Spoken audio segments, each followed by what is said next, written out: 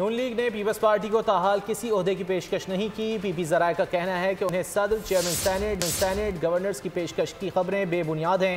Peoples party नून league से ओहदे तलब नहीं करेगी।